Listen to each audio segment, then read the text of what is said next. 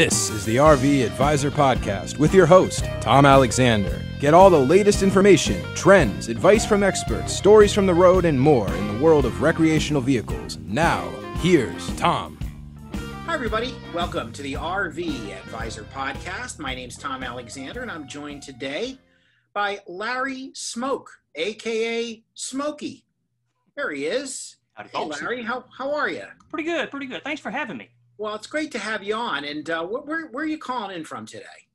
We are based in North Augusta, South Carolina. Ah, okay. Gotcha. Let's see. Is Augusta the capital? Augusta is the second largest city in Georgia. Second largest city. Columbia. But that's in Georgia. I'm on the other side of the river. Gotcha. Okay. Gotcha. All right. Well, Live and Learn RV is what we're talking about today. You guys have a great YouTube presence as well as Instagram. Where else can folks find you? We have a Facebook presence and a Twitter presence, but YouTube is where that's where all the action of our is. Stuff. Yeah. Yeah, I got you. So usually it is you and your wife in tandem, and she's not available today, but that's okay. We'll get all the updates and everything from you and see what's happening. I know you do a lot of traveling and share your adventures with your followers. Not as much as we'd like, but yeah, we do our share. You do your share. Has the pandemic affected your travel? Drastically. We're part-timers anyway, and we only had one grand trip planned this year for down in Florida back in April, and about 2 days before we were going to go, we decided not to because it was just too risky. And then sure enough, 2 days after we would have been there, Florida shuts everything down. So we would have to turn around and come back home. And we've just pretty much been state parking, Corps of Engineer parking within 50 miles of the house all this summer, just stay busy and keep using the rig. Gotcha. Yeah. Well, we're here in South Florida. We're just west of Fort Lauderdale. And I don't know. I think a lot of folks feel that they jumped the gun a little bit on getting the beaches back open because we suddenly had a big spike in cases. But I think things are, slowly starting to stabilize a little bit. And some of the places are open down here, but it's far from what we're certainly used to. I was stopped short of saying far from normal, but it's far from what we're used to. So it's a challenge to say the least. And I know that a lot of folks have had to alter their plans a lot. And obviously that happened with you. Correct. Yeah. And to make things worse off, we're victims of the COVID economy too. I mean, my wife is a school librarian, so she's had to kind of alter her ways of thinking like all teachers are having to do these days. Yeah. And I have lost my job because of the COVID economy, so I'm out of work at the moment. Oh boy, what kind of work do you do? I was a medical practice administrator. Ah, okay. And I can certainly understand with the teacher situation with your wife. My wife is a school teacher, and she's had to do a lot of virtual teaching. She is back a little bit now in the brick and mortar, but it's a whole new set of challenges. Oh, yes, it is. I hear about it every day. I bet you do. We're speaking with Larry Smoak from Live and Learn RV. Larry, when we come back from the break, we want to talk a little bit about life under normal circumstances and traveling under normal circumstances and the kinds of places you like to go and visit and some of your great adventures. And I'm on the Instagram page as we speak. And boy, I'll tell you guys, no shortage of adventures. You guys are really doing quite a bit of traveling, and you got some great photos up on the Even keeping it close to home. We managed to find places to go. Yeah. Well, people do discover places right in their own backyard that maybe they weren't even aware of, and they or if they are aware of them, they haven't spent much time there. Well, that's the entire philosophy of our channel. When we started researching getting into RVing, like so many people, we started doing the YouTube, watching everything we could find, and so many channels out there are full-time oriented. Yeah. And we were wondering, well, surely there's got to be a way to get into this activity and enjoy it and still be, and I'm using air quotes here, normal. still have a home and a job and these kind of things. And we have really tried to showcase that, hey, if you can't live the dream and chuck everything and hit the road and live in it forever, there are ways to get out there and find adventure and find exciting places to go an hour or two away from home. Yeah, no, it's very true. We hear that a lot. And we're going to learn more about that when we come back from the break. This is the RV Advisor Podcast. I'm Tom Alexander. My guest is Larry Smoak. Back in just a moment.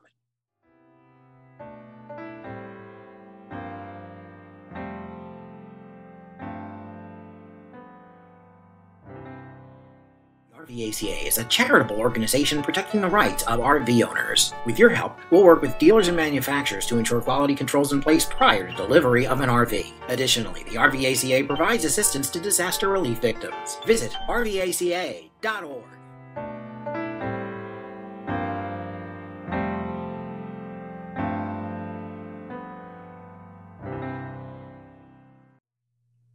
We are back on the RV Advisor Podcast. My name is Tom Alexander, and my guest today is Larry Smoak.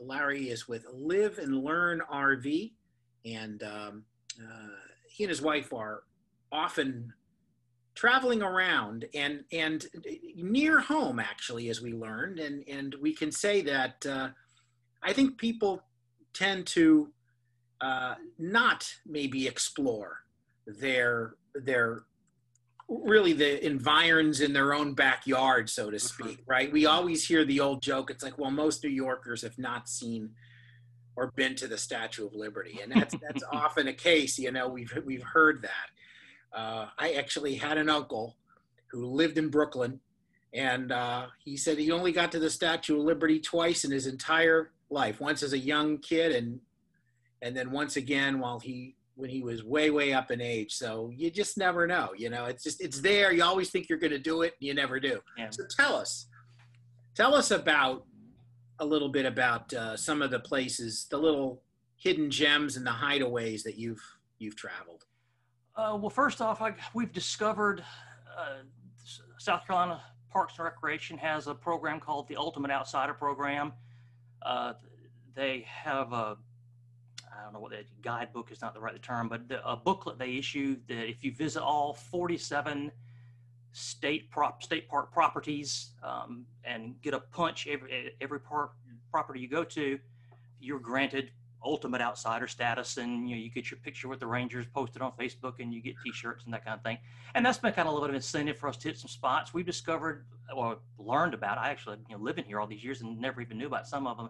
Some of the state historical sites that are close by. So, we're in the Deep South, so there's Revolutionary War battlefields and places of interest like that there never would have been a reason to explore them if we hadn't had the camp. Where are we going this weekend? Well, there's this place, and we could camp over here and go see that, and thus we do it. Born and bred in South Carolina? Yes, sir. All right. Right there in near Augusta, or? Actually, I'm originally from a little town called Orangeburg, South Carolina, kind of smack in the middle. Okay, right in the middle. Interesting.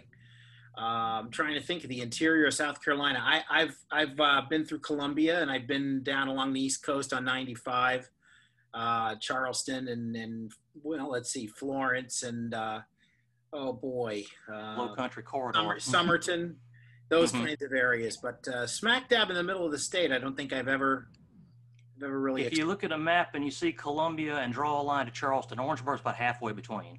Oh, okay. All right. There you go. It's just a surprisingly large state too. You don't think of it. It's an oddly shaped state. And so it's just kind of, people try to get their head around, places to go, but obviously there's a lot of places to go. You said 47 state parks? And state parks and sites, state park properties. Yeah. Wow. I wish I could remember the historical figure. It was in the Civil War era who said that South Carolina was too small to be a republic, but too large to be an insane asylum. That's interesting. That's an interesting. And if you live here long enough, that's kind of appropriate. Yeah.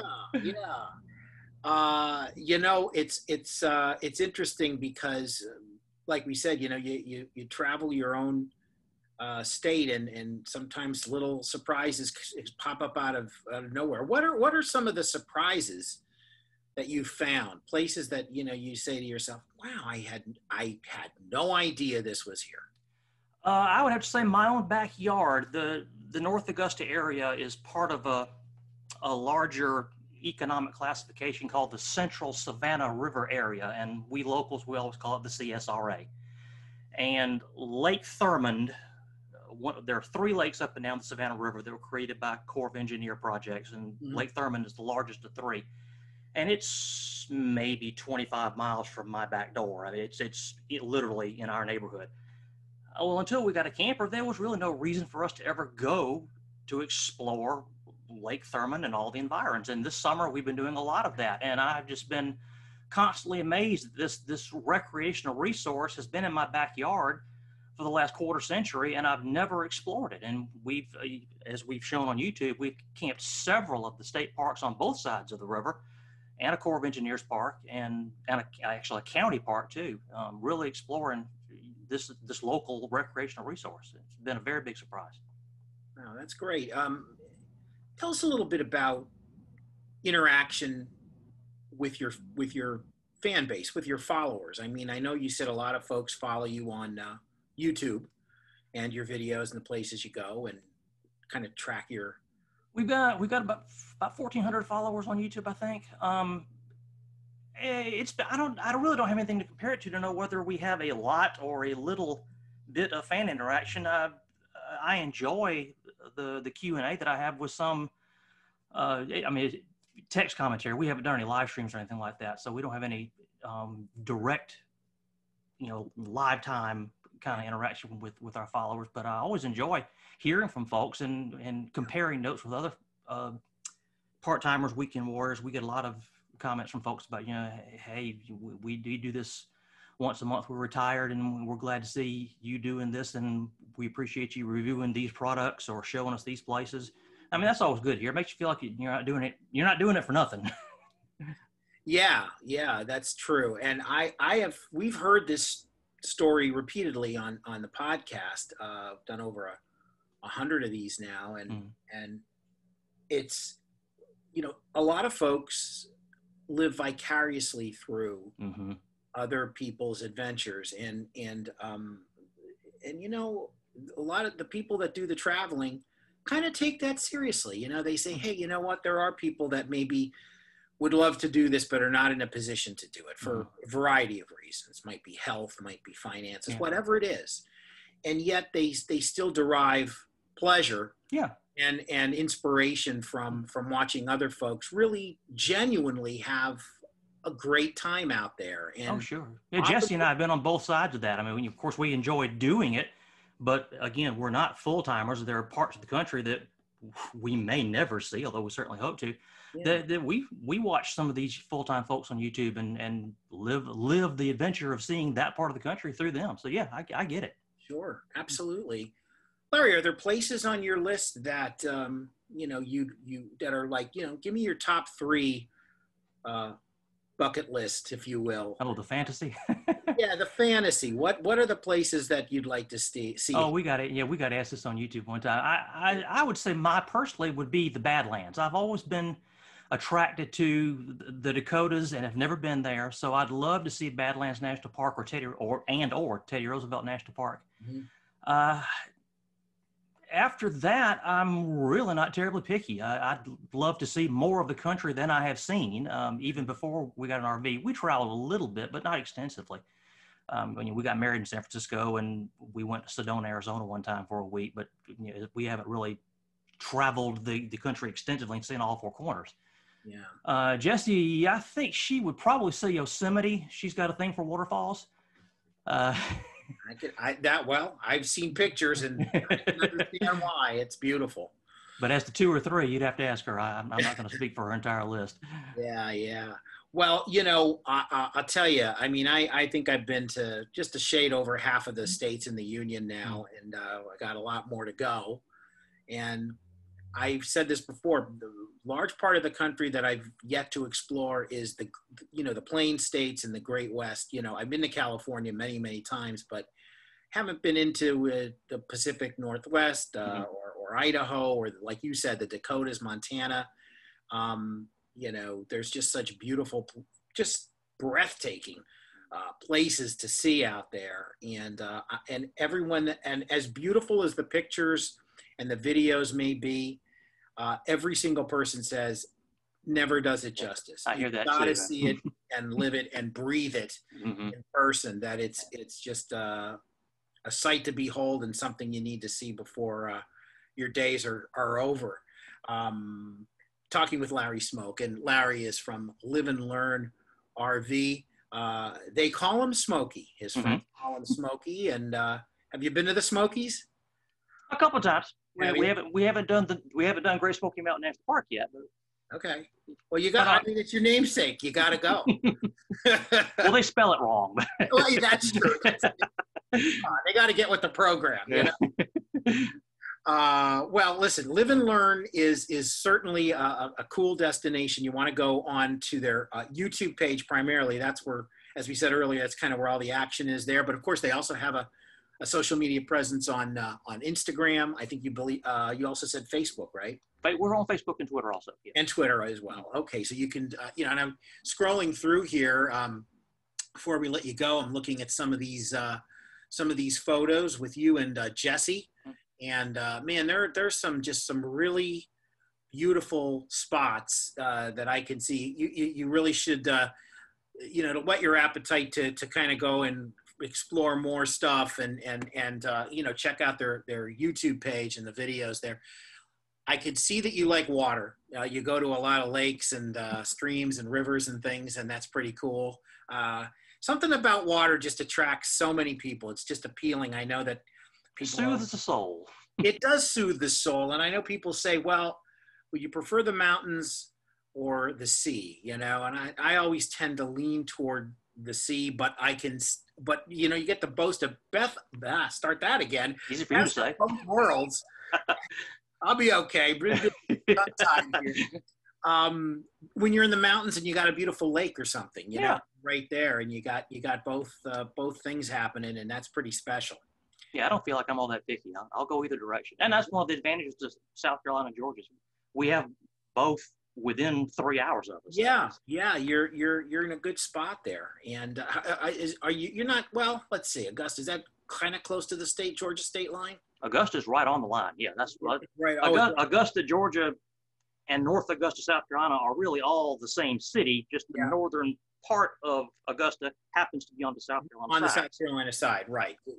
Because you got Augusta, Georgia. Yeah, it's almost like the Kansas cities. Yeah, kind of same thing. Right? You got the Missouri and Kansas right next to each other, and it's both Kansas City, which is confusing. Our president even screwed that one up. All right. Well, on that note, because we don't do politics here on the show, we'll let it. Probably wise. Yeah. Listen, Larry, thank you so much for joining us. We really had a good time. Hopefully, you can join us again next time. It was a thrill to be here. Thank you so much for having me. Yeah, and we'll have Jessie on as well. And hopefully so. Yeah, she's much more interesting than I am. Oh, shit.